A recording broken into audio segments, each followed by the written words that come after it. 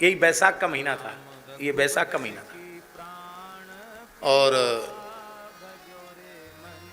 आषाढ़ वैशाख शुक्ला दशमी को भगवान को शयन करा के और महाराज जी यमुना जी के किनारे गए, पूज्य गुरुदेव पहाड़ी बाबा महाराज। तो ये जो धीर समीर तो आगे है थोड़ा, इधर जहाँ मेहंदी अखाड़ा है, मेहंदी अखाड़े के सामने यमुना जी का, यहीं से यमुना जी प्रवाह चलता था यमुना जी का। तो महाराज जी कहते कि जब ठाकुर जी को शयन करा के ऐसे ही यमुना जी के किनारे चले गए राम राम करने। तो वहाँ हमने क्या देखा, वैशाख शुक्ला दशमी की बात है, वहाँ देखा कि एक महात्मा वहाँ बैठे हैं यमुना जी के कुंज में, ऐसी सघन कुंज है और बिल्कुल पुलिन है और 1 हाथ 1.5 हाथ की दूरी पर यमुना जी का जल प्रवाहित हो रहा है। वहाँ एक संत बैठे हैं जिनका शरीर एकदम अस्थि मात्र शरीर है, जैसे हड्डी और हड्डी के ऊपर पतली चिर्म चिपकी हुई हो, ऐसा जटा गोल बंधे हुए हैं, तिलक नहीं है उनके मस्तक पर कोई, केवल एक लंगोटी है और जटा है, कुछ नहीं है शरीर पर, अस्थि मात्र शरीर है। पर शरीर की ऐसी कांति निकल रही है जैसे शरद पूर्णिमा का चंद्रमा, ऐसा शरीर चमक रहा उनका। ये तो कोई महान सिद्ध पुरुष है। आज के पहले तो कभी वृंदावन में इनको देखा नहीं।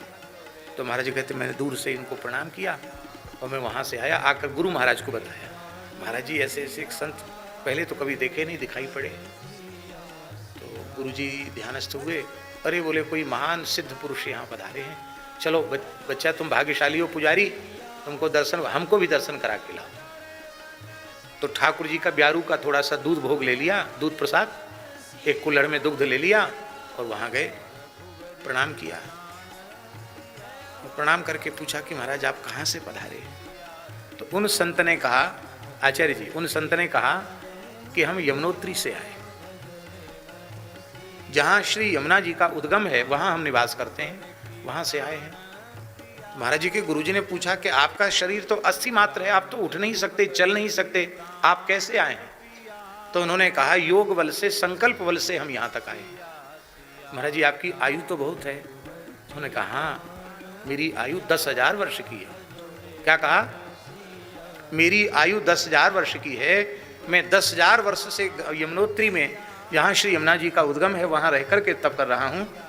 और मेरी यमुना जी से यही प्रार्थना थी कि हमें वृंदावन की रज प्राप्त हो। तो कल सवेरे एकादशी है, कल हम यमुना जी की रज प्राप्त करेंगे, वृंदावन की रज प्राप्त करेंगे, हम यहाँ की रजरानी को प्राप्त करने के लिए आए। तो महाराज जी ने कहा, महाराज जी के गुरु जी ने, महाराज जी कुछ ग्रहण कर लिया जाए। उन्होंने कहा कि मैं हजारों वर्षों से केवल वायु का ही आहार करता हूँ, न अन्न का आहार करता हूँ न जल का, मैं कोई पदार्थ धरती का लेता ही नहीं। तो महाराज जी के गुरु जी बोले कि हमारे गोपाल जी की गैया का दूध है, हमारे ठाकुर जी का अधरामृत है। इतना सुनते ही उन्होंने हाथ बढ़ाया और कुल्हड़ हाथ में ले लिया, थोड़ा सा शायद 1 तोला पिया होगा, पी करके बोले कि हमने ले लिया प्रसाद, और महाराज जी के हाथ में कुल्हड़ दे दिया। महाराज जी कहते हमारे गुरु जी ने वो प्रसाद लिया और फिर गुरु जी का बचा हुआ प्रसाद हमने लिया। अब हमारे मन में बड़ी वो लगी कि वो कैसे निकुंज प्रवेश करेंगे। तो सवेरे बोले 3 बजे उठ करके स्नान करके, एक बार कुइया पे स्नान करके जमुना जी गए।